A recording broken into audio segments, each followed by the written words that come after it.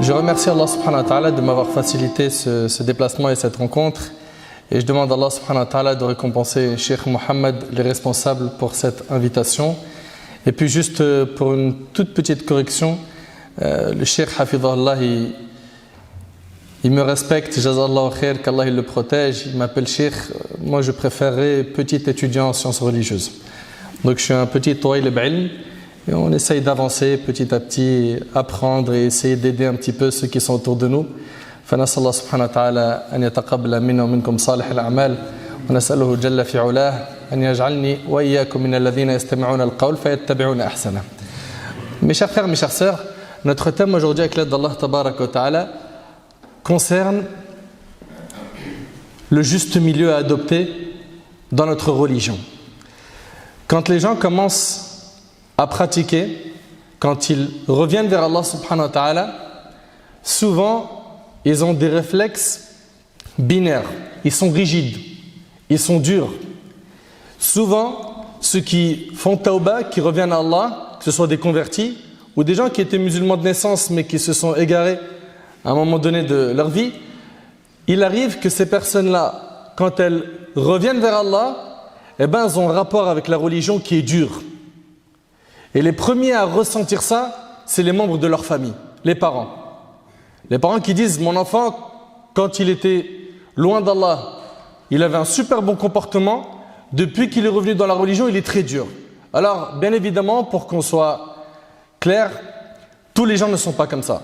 Il y a beaucoup de gens qui reviennent vers Allah subhanahu wa ta'ala doucement, avec douceur, et qui avancent lentement mais sûrement. Mais, et ça on ne peut pas le nier, il y a des gens, on ne généralise pas, il y a des gens dans notre communauté, des frères et des sœurs, qui, lorsqu'ils reviennent vers Allah subhanahu wa ta'ala, ils sont rigides, durs.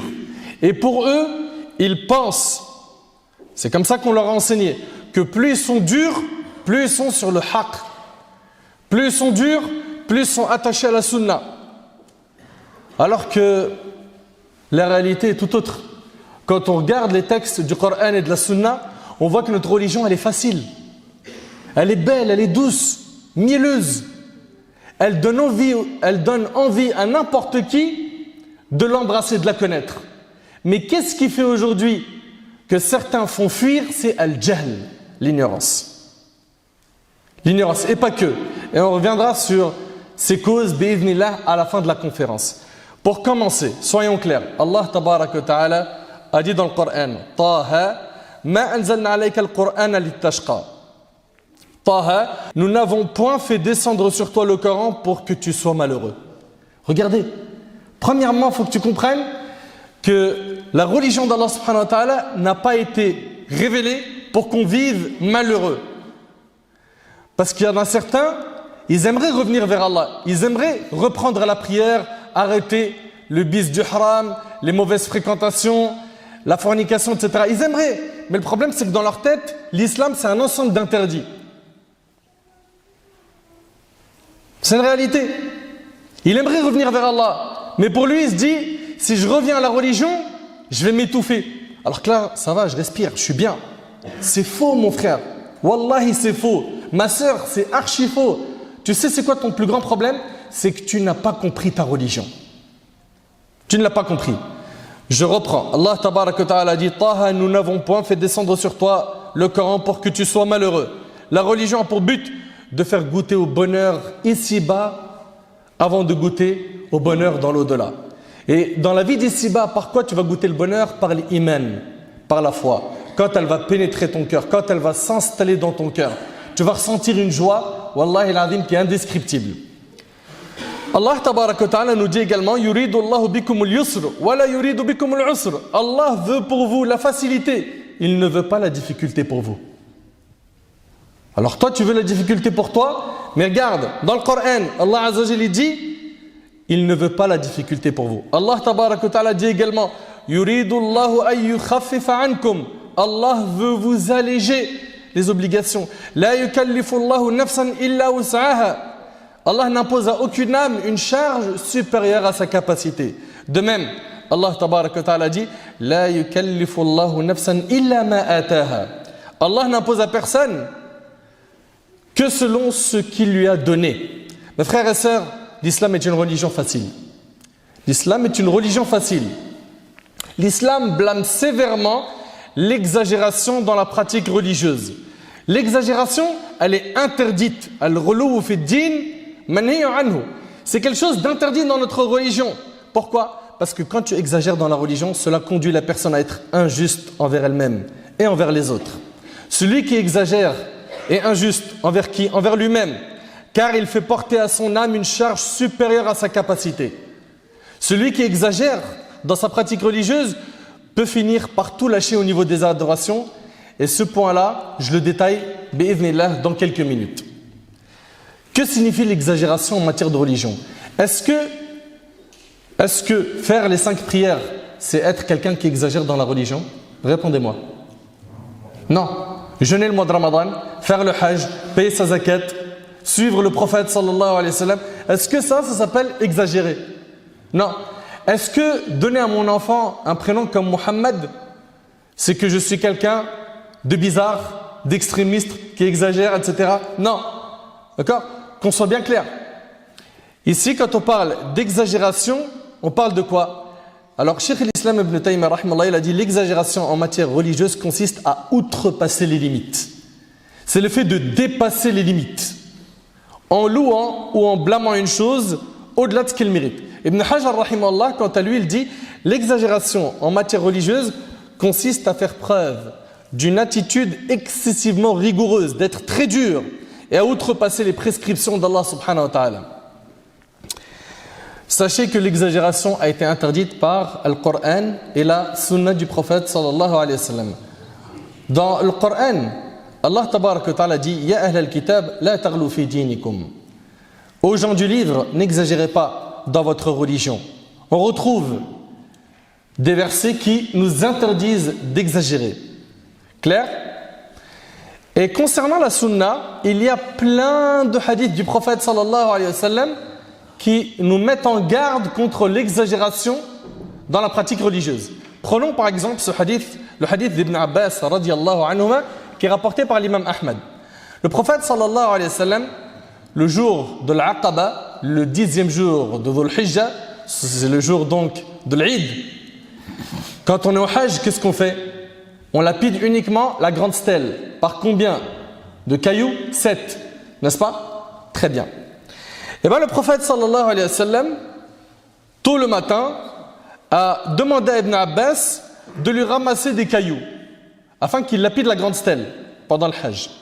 Ibn Abbas radiyallahu anhu, ce compagnon, il dit j'allais alors ramasser pour lui 7 cailloux semblables à ceux que l'on utilise avec un lance-pierre. Donc c'était des gros cailloux, c'était pas des petits. Et vous savez que la sunna, c'est que ce soit petit, n'est-ce pas? Et là le prophète sallallahu alayhi wa sallam se mit à secouer les cailloux dans sa main et il a dit jetez des cailloux comme ceci. Puis il ajouta aux gens prenez garde à l'exagération en religion, car c'est l'exagération en religion qui a fait périr ceux qui étaient avant vous, rapporté par l'imam Ahmad. Et selon Ibn Mas'ud radiyallahu anhu, le prophète sallallahu alayhi wa sallam, il a dit halakal mutanatti'un. Ceux qui exagèrent en matière religieuse ont péri. Il a répété cela 3 fois de suite et c'est rapporté par l'imam Muslim. L'imam Nawawi rahimahullah, il dit il s'agit de ceux qui commettent des outrances, des abus dans leurs paroles et dans leurs actions et des fanatiques qui dépassent les limites. Ô toi qui t'es rendu la religion difficile et qui l'a rendu dur à ceux qui t'entourent, reviens au juste milieu rapidement.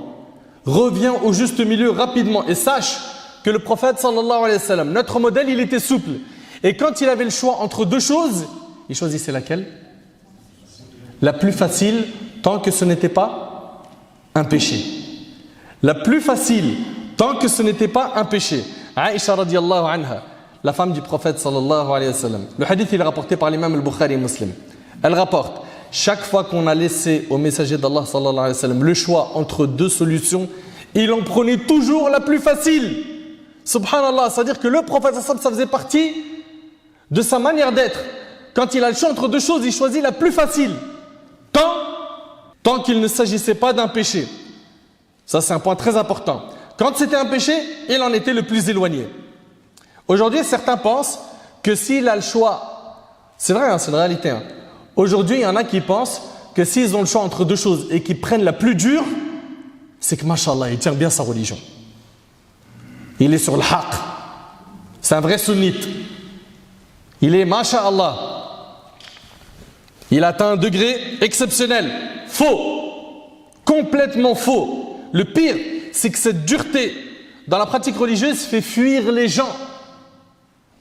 Il y en a qui fuient à cause de ces comportements durs. Wallah, et combien de fois des gens ils sont rentrés dans la mosquée Msakin, c'est peut-être la première fois où il est dans ses débuts, dans sa pratique religieuse. Pour lui, tout le monde est beau, tout le monde est gentil, il rentre dans la mosquée, c'est la maison d'Allah, on est des frères. Et il voit des comportements tellement durs, il ne revient plus. Il ne revient plus. Ça lui piétine son ego. Au lieu de lui tendre la main, comme le prophète sallallahu alayhi wa sallam il faisait, au lieu de l'accompagner, de lui expliquer, au lieu de le blâmer avec sévérité et dureté, va, fais-lui une nasiha avec un sourire, avec des belles paroles. Mais comment ils sont durs, certains d'entre nous. Certains d'entre nous, comment ils sont durs. C'est malheureux, wallahi, c'est malheureux. De cette manière, tu ne donnes pas envie aux gens d'aimer l'islam. Mais ils ont un pincement dans le cœur à cause de toi. Pourquoi? Parce que tu es dur dans ton comportement. Selon Mu'aqal ibn Yasar, radiyallahu anhu, le prophète sallallahu alayhi wa sallam a dit: deux types d'individus de ma communauté n'auront pas droit à mon intercession. Allahu Akbar. Il y a deux catégories de personnes, ils n'auront pas le droit à shafa'at al-Nabi sallallahu alayhi wa sallam yawm al-qiyamah. Un roi injuste et un individu dépassant les bornes dans la religion. Et le hadith il est rapporté par la Haythami. Et selon Anas radiyallahu anhu, le prophète sallallahu alayhi wa sallam vit un vieil homme marchant en s'appuyant sur ses deux enfants. Et là le prophète sallallahu alayhi wa sallam a dit: qu'à cet homme, il dit, il a fait le vœu de marcher. Il a fait le vœu de marcher. Nadr. Vous connaissez le nadr? Il a fait le vœu de marcher. Le prophète sallallahu alayhi wa sallam a dit: Allah n'a nullement besoin de le voir souffrir. Et il a ordonné d'utiliser une monture. Allah subhanahu wa ta'ala, il n'a pas besoin de voir cette souffrance. Prends une monture, prends un chameau, prends un cheval.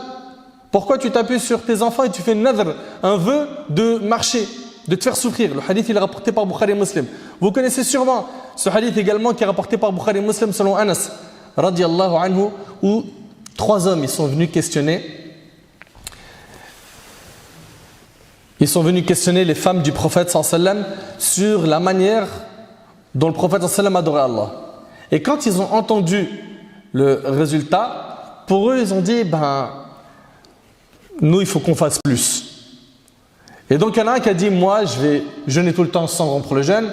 Il y en a un qui a dit: je vais prier toute la nuit sans jamais m'arrêter. Et le troisième il a dit: je ne vais pas me marier avec les femmes. Et là le prophète sallallahu alayhi wa sallam, quand il a été informé des dires de ces hommes, il a dit: est-ce bien vous qui avez dit ceci et cela? Et il leur a dit: écoutez bien, en vérité par Allah, je crains Allah bien plus que vous. Mais je jeûne un temps et je mange. Mais je jeûne un temps et je mange un autre. Je prie une partie de la nuit et j'endors une autre. Et j'épouse les femmes. Celui qui se détourne de ma voie n'est pas de ma communauté. Anas radiyallahu anhu, il rapporte que le prophète sallallahu alayhi wa sallam est entré une fois à la maison. Il y trouva une corde attachée entre deux colonnes. Le prophète sallallahu alayhi wa sallam, il rentre dans la maison et il trouve quoi? Une corde attachée entre deux colonnes. Et là le prophète sallallahu alayhi wa sallam, il dit: qu'est-ce donc que ces cordes? On lui dit: cette corde est pour Zaynab. Zaynab bint Jahsh radiyallahu anha, une des épouses du prophète sallallahu alayhi wa sallam. Quand le sommeil la vint dans la prière, elle s'y accroche. Quand elle est vraiment fatiguée et qu'elle a envie de dormir, elle s'accroche à cette corde. Et là le prophète sallallahu alayhi wa sallam dit alors: détachez-moi cette corde, que l'un de vous prie tant qu'il en a la force, et dès qu'il est gagné par le sommeil, qu'il aille dormir. Rapporté par Bukhari et Muslim. Voilà l'équilibre, voilà le juste milieu. Et on a du mal avec cela. Aujourd'hui on a des gens, soit ils sont dans la dureté la plus complète, soit dans le laxisme le plus complet. Pourquoi ne pas être tout simplement sur la voie de Nabi sallallahu alayhi wa sallam, sur le juste milieu? Jabir radiyallahu anhu, il rapporte que le prophète sallallahu alayhi wa sallam était en voyage quand il vit du monde et un homme à qui on faisait de l'ombre. Il demanda: qu'est-ce que c'est? Et là les gens répondirent: un homme en jeûne. Un homme en jeûne. Donc ils sont en voyage et ils sont une foule à faire de l'ombre à quelqu'un. Et là le prophète sallallahu alayhi wa sallam a dit: ce n'est pas un acte de bonté pieuse que de jeûner durant le voyage. Et c'est rapporté par Bukhari et Muslim. Alors ne comprenez pas que le sens du hadith est que si tu voyages, il ne t'est pas permis de jeûner. Mais si le jeûne vous est difficile, et c'est ce que dit l'imam An-Nawawi rahimahullah, si le jeûne vous est difficile et que vous avez peur pour votre santé, à ce moment-là, ne jeûnez pas. Fin de citation. Le hadith ne signifie pas que lorsque tu voyages, romps le jeûne. Mais ce qui est voulu de ce hadith, c'est de montrer l'importance d'être quelqu'un d'équilibré dans sa pratique religieuse. Tu es atteint d'un lourd diabète. Un lourd diabète. Pourquoi tu jeûnes le mois de Ramadan? Il est possible que tu prennes des péchés et pas des bonnes actions. Vous imaginez? Il y en a qui se disent non, je fais un effort. Mais tu te fais un effort, mais tu es atteint d'une maladie incurable, lourde. On t'a prescrit tant de médicaments par jour. Tu mets ta vie en danger. Ça, c'est une mauvaise compréhension de la religion. C'est une mauvaise compréhension. Et sachez, mes frères et sœurs, et là, bi'idhnillah, on va toucher des points qui font mal. Sachez, ahbab al-kiram, que toute personne qui est dure dans sa pratique religieuse finit par éteindre les actes de piété qu'il avait l'habitude de faire. Ça veut dire quoi? Ça veut dire que toute personne qui a un rapport dur avec la religion, il est shadid, anif, dur, et bien cette personne-là, si elle continue, deux choses l'une. Soit Allah subhanahu wa ta'ala il va lui faciliter, cette personne est sincère, elle cherche la vérité, elle va trouver des gens qui vont lui expliquer correctement et elle va reprendre le chemin du juste milieu. Soit la personne va craquer et va tout lâcher. Et ça on l'a déjà vu de nos yeux. On l'a déjà vu de nos yeux. Masha'Allah, tabarakallah, ils ont des apparences sunnah, la sœur pareil, ils sont là, tabarakallah, et ils se surchargent. Ils exagèrent, ils font porter à leur âme ce qu'elle n'a pas la capacité de porter. Jusqu'à ce que, un jour vient, il craque, il lâche tout. Il lâche tout. Lui qui, mashallah, il avait la sunna extérieure, tabarakallah, il était da'i, il apprenait le Coran, etc. Ça y est, le lendemain, il n'y a plus rien de tout ça. Tu le vois, meskin, wal'iyadu billah, en train de fumer, en train d'abandonner la salat, etc. Pourquoi? Parce que dès le départ, il n'a pas compris comment il fallait pratiquer la religion. Et il est rentré dans le din avec de la dureté. Avec de la dureté. Abu Huraira radiyallahu anhu, il rapporte, le prophète sallallahu alayhi wa sallam a dit, la religion est aisance et facilité. Subhanallah, regarde, le prophète sallallahu alayhi wa sallam dit, la religion est aisance et facilité. Pourquoi tu l'as rendu dur? Quand tu analyses nos adorations, Allah tabaraka wa ta'ala, il les a facilitées. La prière. On a 5 prières, elles sont espacées. C'est vrai ou pas? Imagine si tu devais faire les 5 prières le matin. C'est-à-dire avant de sortir, tu dois faire Subh, Dhuhr, Asr, Maghrib, Isha. Ça aurait été dur. Mais Allah tabaraka wa ta'ala, il les a espacés. Et tu as le temps de faire ces salawats. Il y a soit le début du temps de la prière, soit son milieu, soit avant que l'autre prière entre. Tu as le temps, alhamdulillah, c'est espacé. Tu n'arrives pas à prier debout, tu es malade, tu as le droit de prier assis, n'est-ce pas? Tu ne peux pas utiliser l'eau à cause de ta maladie, tu as le droit au tayammum. Ramadan, Allah tabaraka wa ta'ala nous a demandé de jeûner combien de mois? 6 mois par an? 4 mois par an? C'est une rahma. 1 mois. 1 mois. Et la récompense, elle est immense. Zakat, c'est si tu as réuni les conditions de la zakat.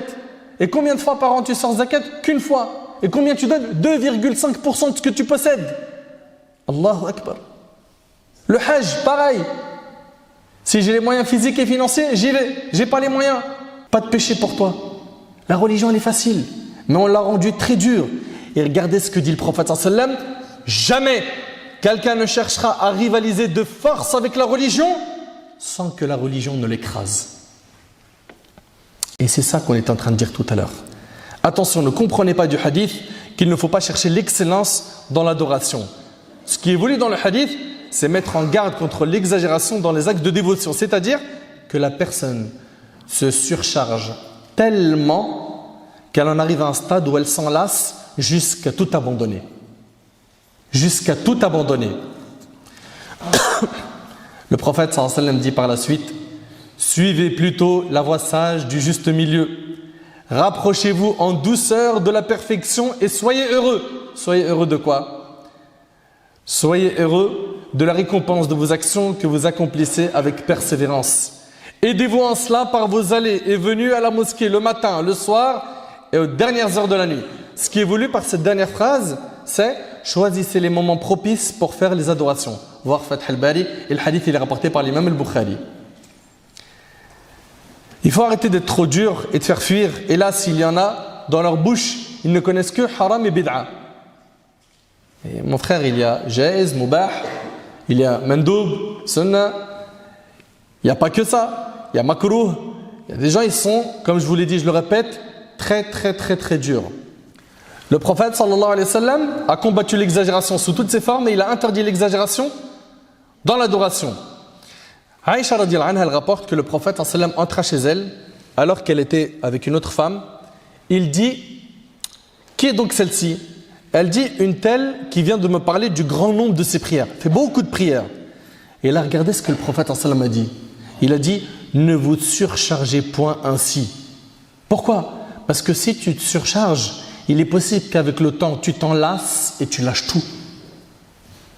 Ne vous surchargez point ainsi, car on ne vous a imposé que ce que vous pouvez supporter. Par Allah, Allah ne se lasse pas de vous récompenser jusqu'à ce que vous vous lassiez de faire des œuvres de bien. La meilleure façon de l'adorer est pour lui, ce que vous faites avec persévérance. Voilà. Khayrul a'mal ilallah, c'est quoi? Adwamuha wa inqal. Les œuvres les plus aimées d'Allah, c'est celles qui durent dans le temps, même si elles sont minimes. Vaut mieux 1, 2, 3 pages de Coran en lecture par jour que tu en lises 100 pendant une semaine et après tu lâches tout parce que tu n'en peux plus. C'est un rythme qui est trop soutenu pour toi. Vaut mieux un peu qui dure que beaucoup qui s'interrompt. Vous suivez? Et ce hadith-là, il est rapporté par l'imam al-Bukhari et Muslim. Vous savez, Ahbab al-Kiram, quand on pratique la religion, il y a des choses qui sont obligatoires. Il n'y a pas de négociation dessus, comme salat, zakat, hajj, etc. Ça, tu dois le faire. Mais, après avoir accompli les actes obligatoires, il faut que tu aies une part dans les œuvres surérogatoires, an-nawafil, les œuvres qui ne sont pas obligatoires. Et ici, j'attire votre attention. On peut être à l'image d'Abu Bakr as-Siddiq radiyallahu anhu. Connaissez Abu Bakr radiyallahu anhu? Connaissez? Le grand compagnon Abu Bakr as-Siddiq radiyallahu anhu. On peut être à son image et s'efforcer de multiplier chacun des actes de piété. Mais c'est une attitude qui n'est pas aisément accessible à tout à chacun. C'est vrai ou pas? Abu Bakr radiyallahu anhu, dans le hadith d'Abi Huraira, le prophète sallallahu alayhi wa sallam, il dit, lequel d'entre vous a débuté la journée en jeûne? Abu Bakr il dit moi. D'accord? Ensuite le prophète il dit, lequel d'entre vous a accompagné aujourd'hui un mort à sa demeure dernière, qui a suivi un cortège funéraire? Abu Bakr il dit moi. Qui parmi vous aujourd'hui a nourri un nécessiteux? Abu Bakr il dit moi. Lequel d'entre vous s'est rendu aujourd'hui au chevet d'un malade? Abu Bakr il dit moi, radiyallahu anhu. Vous avez vu? C'est du niveau Abu Bakr as-Siddiq radiyallahu anhu. Donc tu peux t'efforcer à faire ce que faisait Abu Bakr, c'est-à-dire à multiplier les œuvres pieuses. Je parle bien sûr des œuvres surrogatoires, l'obligatoire. On n'a pas à discuter dessus. Si parmi vous jusqu'à maintenant il y en a qui ont un problème avec le Fajr ou avec l'Isha ou tout simplement avec les prières obligatoires, remettez-vous en question les frères. Mes sœurs, remettez-vous en question. Aïb, c'est la honte. On se réveille un petit peu. Jusqu'à quel âge on vous pousse? Jusqu'à quand on vous fait ces mêmes rappels? Enfin, on peut soit être à l'image d'Abu Bakr, en faire beaucoup, et ce hadith-là il est rapporté par Muslim, ou on peut choisir une action avec laquelle on a une affinité, au sens qu'on peut aisément pratiquer eu égard des facultés qu'Allah nous a données. Par exemple, il y en a, c'est facile pour eux de jeûner lundi, jeudi. C'est hyper facile. Et ils ne comprennent pas pourquoi les autres ne jeûnent pas lundi, jeudi. Il y en a d'autres, ils ont une facilité à donner fsabilillah, c'est impressionnant. Il y en a d'autres, ils ont une facilité de lire le Coran tous les moments où ils sont libres. Ils ont cette facilité. Chacun sait qu'au fond de lui, il a une affinité avec une ibada en particulier. N'est-ce pas? Eh bien, perfectionne-la et privilégie son accomplissement. Et puis, avec le temps, une fois que tu auras réussi à mettre sur pied pas mal de ibadat, en commençant par exemple, par le fait de jeûner lundi et jeudi, eh ben, une fois que tu as soudé ça, passe à une autre adoration et petit à petit. Petit à petit. Et c'est exactement ce que faisaient les compagnons, radiyallahu anhum, mais aussi nos ancêtres, rahimahumullah. Ils privilégiaient les actions non obligatoires avec lesquelles ils avaient plus d'affinité. Exemple. On a par exemple Abu Hurayra, radiyallahu anhu. Il était très connu pour talab al-ilm, sa demande de science. Abdullah ibn Amr ibn al-As, radiyallahu anhu, c'était un abid. C'était quelqu'un qui lisait beaucoup le Coran. Il jeûnait beaucoup. Et subhanallah, il y a une très très belle parole que j'ai lue d'Ibn Abdel Bar, rahimahullah, dans Tamhid.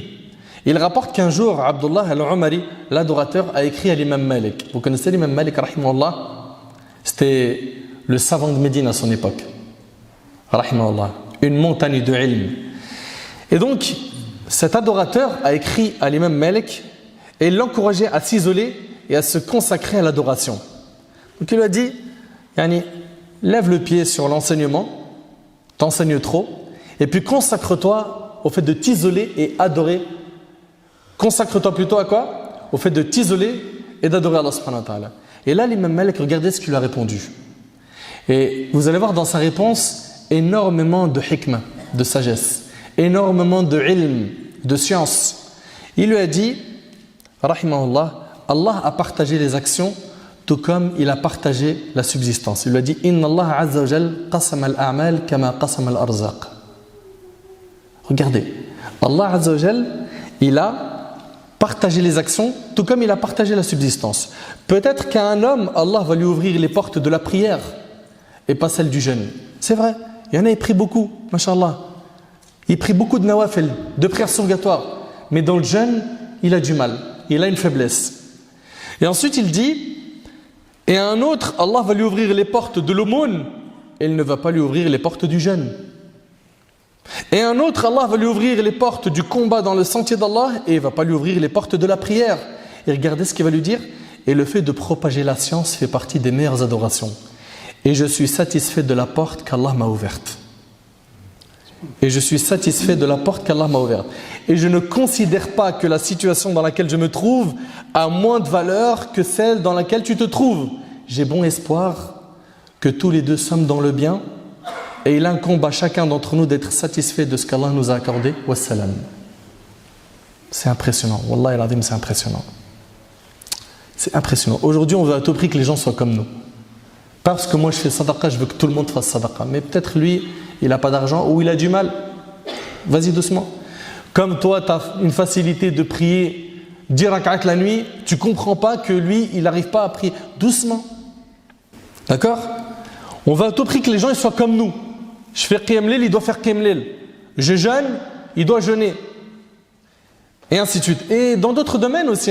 Je travaille dans l'humanitaire, je ne comprends pas celui qui est dans la da'wah. Et celui qui est dans la da'wah, il ne comprend pas celui qui est dans l'humanitaire. On devrait être tous dans l'humanitaire normalement, dit celui qui est dans l'humanitaire. Et celui qui est dans la da'wah, il dit, mais pourquoi on n'est pas tous dans la da'wah? Mais subhanallah, chacun a sa place. Et à l'époque du prophète sallallahu alayhi wa sallam, chacun avait son poste. Chacun ses qualités. Chacun avait ses caractéristiques. Les compagnons radiyallahu anhum, ils n'étaient pas tous pareils. Il y en avait parmi eux qui étaient versés dans la science du tafsir, d'autres dans ilm al-hadith comme Abu Hurayra radiyallahu anhu, d'autres c'était dans le combat comme Khalid ibn al-Walid wa hakadha. Chacun il avait sa place. Et de cette manière ils étaient complémentaires. Et nous on aimerait que ce soit la même chose. On aimerait que ce soit la même chose. C'est que là où tu te trouves, blâme pas ceux qui ne font pas la même chose que toi. À partir du moment où on est tous dans le khayr, qu'on fait tous Inch'Allah des bonnes choses, mais plutôt fonctionne avec l'esprit de quoi? De la complémentarité. Attention, ahbab al-kiram, à ne pas commettre des excès. Il faut que l'homme donne le droit à son épouse et vice versa. Et que ni la prière ni le jeûne ne détournent l'homme ou la femme des droits qu'il ou elle a. Et si un homme le fait, il est en contradiction avec la sunna du prophète sallallahu alayhi wa sallam.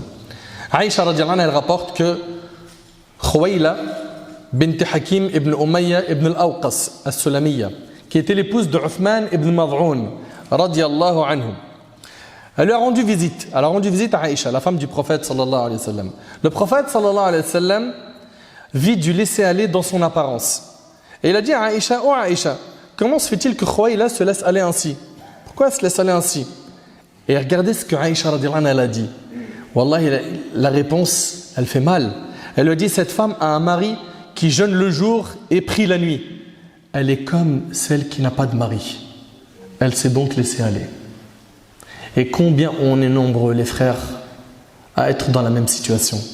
Mais malheureusement, on ne passe pas nos journées en jeûne et nos nuits en qiyam, en prière. Non, on est soit devant un écran, une tablette, la télé, les infos, mon ordinateur, ou à l'extérieur avec mes amis, au café ou à la mosquée ou autre. Et on délaisse ses huquq, ses droits. Et on sera questionné le jour du jugement sur cela. Et pareil pour les femmes. Combien de sœurs ont abandonné les droits du mari sous prétexte qu'elles jeûnent beaucoup, qu'elles prient beaucoup, qu'elle est trop occupée par le Coran. Et ton mari dans tout ça? Regardez ce que le prophète sallallahu alayhi wa sallam va dire à Uthman ibn Mad'oun, le mari de cette femme. Le prophète sallallahu alayhi wa sallam fit alors venir Uthman ibn Mad'oun. Cet homme qui jeûne tellement et prie tellement qu'il n'a pas le temps pour sa femme. Aïcha radiallahu anha, elle a dit, écoutez bien, elle est comme celle qui n'a pas de mari. Et là le prophète sallallahu alayhi wa sallam, il lui dit, après l'avoir convoqué, oh Uthman, t'écartes-tu de ma sunna? C'est pas une phrase dure. T'écartes-tu de ma sunna? Il dit non, par là au contraire, c'est ta sunna que je recherche. Le prophète sallallahu alayhi wa sallam lui dit, quant à moi, je dors et je prie, je mange et je jeûne et j'épouse les femmes. Crains Allah, ô Uthman, car ton épouse a des droits sur toi, tes invités ont sur toi un droit, ton âme a des droits sur toi. Jeûne et mange, prie et dors. Rapporté par l'imam Ahmad. Voilà l'équilibre dans la religion. Voilà le juste milieu. Et vous connaissez sûrement le hadith de Hanzala. Selon le hadith où le compagnon Hanzala, il est rapporté par l'imam Muslim. Hanzala, il va voir Abu Bakr et lui dit Nafaqa Hanzala. Hanzala est devenu hypocrite. Pourquoi? Il lui dit quand on est chez le prophète sallam, il nous rappelle le paradis et l'enfer comme si on les voyait de nos yeux. Et puis quand on quitte son assemblée et qu'on retourne auprès de nos familles, on oublie beaucoup de ce qu'on a entendu quand on était en compagnie du prophète sallam. Et Abu Bakr lui dit je ressens la même chose que toi, viens on va voir le prophète sallam. Subhanallah. Et à la fin du hadith, vous connaissez parfaitement la phrase que le Nabi sallallahu alayhi wa sallam il a dit. Qu'est-ce qu'il a dit à la fin? Sa'a wa sa'a. N'est-ce pas? Que certains vont comprendre par un moment d'adoration et un moment de péché. Faux. Faux. Le prophète sallallahu n'a jamais dit ça. L'idée que renferme cette dernière phrase est qu'il faut répondre aux besoins du corps et de son âme. Je m'explique. Tu vas pendant un certain temps faire des adorations comme lire le Coran, mais tu vas aussi travailler parce que tu dois nourrir ta famille. N'est-ce pas? Également, tu vas prendre du temps pour faire du dhikr et à un moment, tu vas te promener avec ta femme et tes enfants pour leur faire plaisir. Tu vas investir un moment pour la communauté et à un moment, tu feras du sport pour entretenir ton corps, etc., etc., etc. Et de cette manière, tu auras une vie équilibrée. Une vie équilibrée. Ahbab al-Kiram, rapidement, parce que je pense que vous avez bien compris que l'exagération c'est quelque chose de blâmable et que notre religion appelle au juste milieu. Voyons ensemble quelles sont les causes de l'exagération dans la religion. Premièrement, la mauvaise compréhension de la religion. Ça, c'est la plus grande catastrophe qu'a touché notre communauté. La mauvaise compréhension. Su'ul fahm. La plupart des gens qui sont durs dans la religion sont des gens qui ne l'ont pas étudié. Mets-les devant un cheikh, qu'ils ouvrent un peu de livres, ils vont s'adoucir. Ils vont s'adoucir. Sayaline, vous allez le voir. Mais tant qu'il est jahil, il est ignorant, continuera à être dur. Ceux parmi eux qui reviennent sur la voie du juste milieu, ils l'avouent. Ils avouent qu'ils ne comprenaient rien, mais qu'ils étaient manipulés et qu'ils ne réfléchissaient jamais, mais on réfléchissait pour eux. Généralement, quand ils sont sincères et accompagnés de gens de science, ils reviennent sur le droit chemin. Wallahi les frères, je vous le jure, que plus vous ouvrez Kutub Ahl al-Ilm, et quand je parle de Kutub Ahl al-Ilm, je parle des Qudama, des anciens. Ouvrez un petit peu Kutub al-Madhahib, Madhahib al-Arba'a, l'imam Malik, Abu Hanifa, Shafi'i, Ahmad. Ouvrez les livres des anciens et vous allez voir plus large. Vous allez comprendre beaucoup de choses. On les voit aujourd'hui, pour le moindre détail, ils se disputent dans la mosquée. Moindre détail. Il y en a qui vont rentrer dans la mosquée, ils vont faire une deuxième jama'a, après la jama'a de l'imam. Cet avis existe, et l'avis qui dit qu'il ne faut pas le faire existe. Les deux avis existent. D'accord? Tu vas voir des gens qui vont voir un papa avec une sebha, un chapelet. Ils vont l'attaquer. Rien qu'avec le regard. Regarde, a'udhu billah, il a une innovation dans la main, bid'a. Subhanallah, il y a des... Ibn Taymiyyah, rahimahullah, dans Majmu' al-Fatawa, il rapporte que certaines épouses du prophète sallam utilisaient des pierres pour faire tasbih. Cette dureté, elle vient de l'ignorance. Ou certaines sœurs, combien on entend des discours où les sœurs, quand elles voient une autre sœur, elle n'est pas habillée en jilbab comme elle dit elle est miskina, elle n'est pas encore, elle est vraiment, tu vois, elle n'est pas au point. Pourquoi? Que le jilbab qui est obligatoire?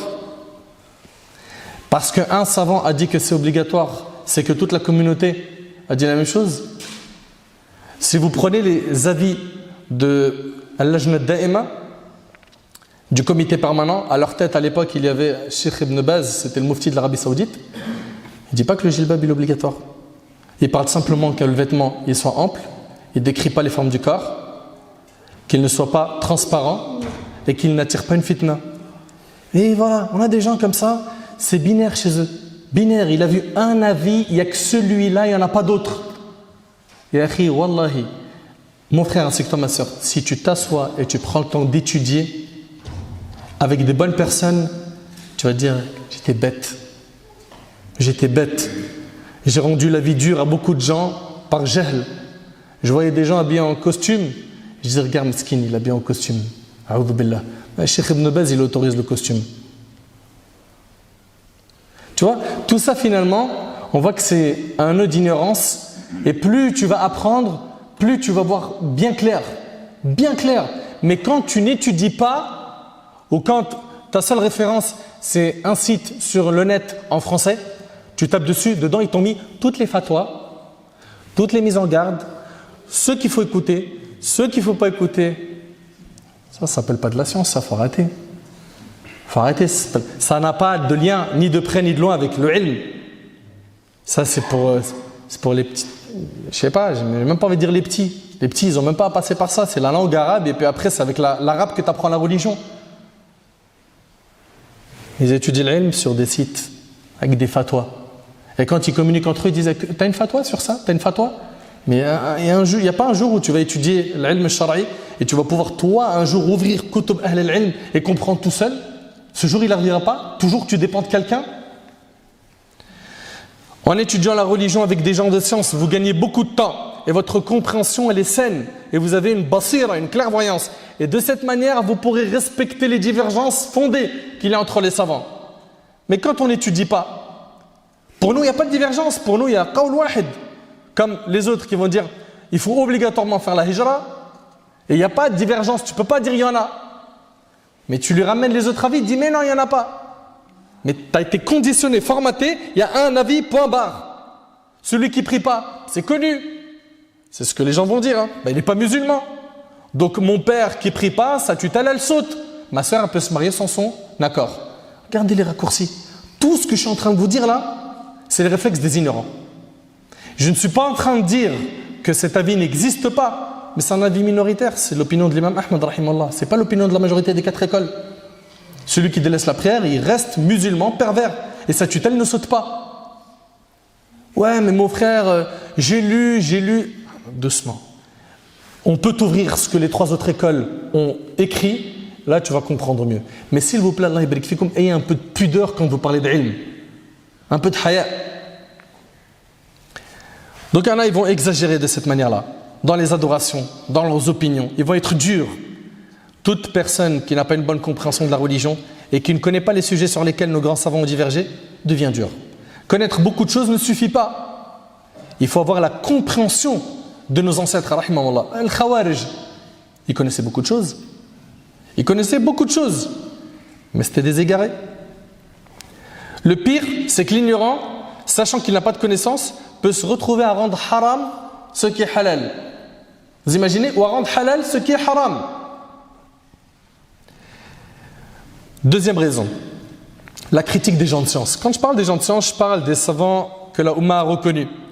À leur tête, nos anciens, rahimahumullah, des 3 premières générations, rentrent dedans bien sûr les 4 écoles. Et là, aujourd'hui, on a des gens qui critiquent à tout va. Abu Hanifa, il ne connaît rien lui. Dans le hadith, miskin. Non. Malik, mon frère, il contredit tout le temps le hadith, lui. On ne comprend pas. Subhanallah, comment il parle des savants, c'est incroyable. Incroyable. Un manque de pudeur infini. Et puis aujourd'hui, on a des gens qui critiquent à tout va les savants, qui vont leur faire des procès d'intention en disant il n'est pas sincère lui. Lui là, il cherche qu'à se montrer. Celui-là, c'est un wahid l'hypocrite à sahbi. Lui, c'est un peureux. Lui, mais il travaille avec l'État, c'est connu. Sahbi, tu peux pas t'occuper un peu de tes oignons? Tu peux pas nettoyer devant ta porte un petit peu? Toi, tu fais partie de ceux à qui le paradis a été promis? T'as garanti ta sincérité et ta piété? C'est bon? Le souci de ce type de comportement, c'est qu'il fait disparaître le respect des savants au point où on ne leur fait plus confiance. Puis quand on ne leur fait plus confiance, on désigne des ignorants qui, eux, deviennent leurs références. Et c'est de tout cela que découle l'égarement. N'oubliez pas que dans le hadith qui est rapporté par Abu Daoud, le prophète sallallahu alayhi wa sallam a dit « Les savants sont les héritiers des prophètes ». Or, les prophètes n'ont laissé en héritage ni dinar ni dirham, mais ils ont laissé la science. Et qu'est-ce qu'il a dit le prophète sallallahu alayhi wa sallam dans un autre hadith rapporté par Bukhari et Muslim? Il a dit alayhi salatu wa sallam, Allah ne reprend pas la science en l'arrachant aux gens, mais il la reprend en reprenant l'âme des savants jusqu'à n'en laisser aucun.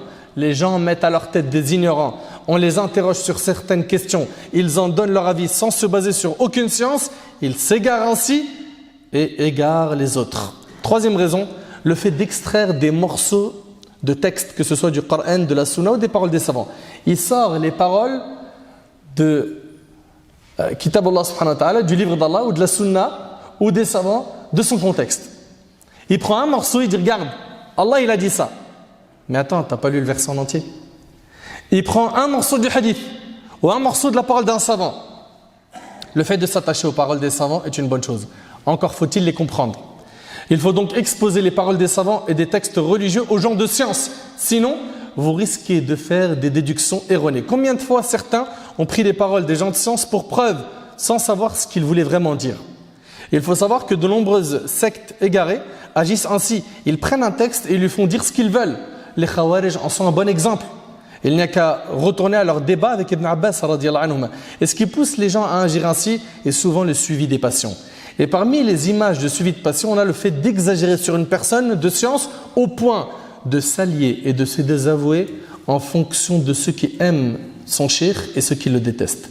Et Ibn Taymiyyah rahimallah, il dit laysa li ahad an yansiba lil umma shakhsan yad'u ila tariqatihi wa yuwali wa yu'adi 'alayha ghayra an-nabi sallallahu alayhi wa sallam. Il dit nul n'a le droit de désigner une personne comme emblème pour la communauté en appelant à sa voix, en s'alliant et en se désavouant à elle, excepté le prophète sallallahu alayhi wa sallam. Et nul n'a le droit de désigner des paroles pour la communauté en appelant à elle et en s'alliant et en se désavouant à elle, en dehors des paroles d'Allah, de son messager, et ce sur quoi la communauté s'est réunie. Et quiconque fait cela aura commis les actes des gens de l'innovation et des passions. Et Ibn Taymiyyah également, il dit dans Majmu' al-Fatawa, Man ta'assaba li wahid min al-a'imma bi'aynihi dun al-baqin fahuwa bimanzilat man ta'assaba li wahid min as-sahaba bi'aynihi dun al-baqin كالرافضي الذي يتعصب لعلي وكالخارجي الذي يقضح في عثمان وعلي من فعل ذلك فقد فعل فعل أهل البدع والأهواء. Quiconque s'attache aveuglement à un des imams en particulier, il n'y a que ce cheikh qui a la vérité, tout le reste c'est faux. C'est quoi ça? Subhanallah, regardez ce qu'on a comme héritage. Des ulama, plein de savants, fil al-lugha, dans la langue arabe, dans le hadith, dans le fiqh, dans usul al-fiqh, dans l'aqida, dans plein de matières. On a réduit toute la science à une personne. Quiconque s'attache aveuglement à un des imams en particulier en dehors des autres, ce dernier est comme celui qui s'est attaché aveuglement à un des compagnons en particulier en dehors des autres. Tout comme le Rafidi qui s'attache aveuglement à Ali est comme le Khariji qui critique Uthman et Ali. Quiconque fait cela aura agi comme les gens de l'innovation et des passions. Mes frères et sœurs, la religion est de pratique aisée. On ne doit pas être les premiers à la rendre dure et rigide.